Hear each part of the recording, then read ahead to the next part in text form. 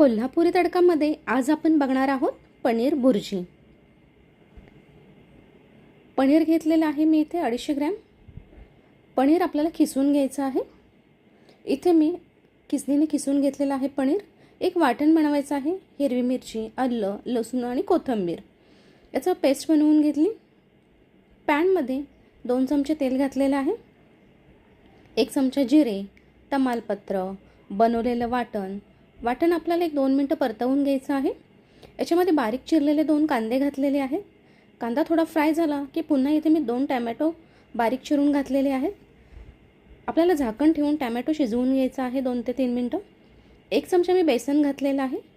बेसन घातल्यामुळे पनीरची टेस्ट छान येते। इथे हळद, धनेपूड, लाल मिरची पावडर आणि गरम मसाला हे थोडंसं पाणी घालून हा मसाला आपल्याला शिजवून घ्यायचा आहे। कसुरी मेथी घातलेली आहे 1 चमचा आणि खिसलेलं पनीर याच्यामध्ये घालायचं। पनीर आपल्याला छान असं मिक्स करून झालं की चवीपुरतं मीठ घालायचं। तुम्हाला अजून पाणी ॲड करायचं असेल तर तुम्ही अजून पाणी ॲड करू शकता। वरून मी फ्रेश क्रीम घातलेली आहे 1 चमचा। तुम्हाला आवडत असेल तर तुम्ही फ्रेश क्रीम ॲड करा आणि इथं बटर घातलं तरी चालेल। तर बटर किंवा फ्रेश क्रीम घातल्यामुळे टेस्टसुद्धा छान येते पनीर बुर्जीला। मी वरून पनीरसुद्धा किसून घातलेलं आहे। तर तयार आहे आपली पनीर बुर्जी। नक्की ट्राय करा रेसिपी।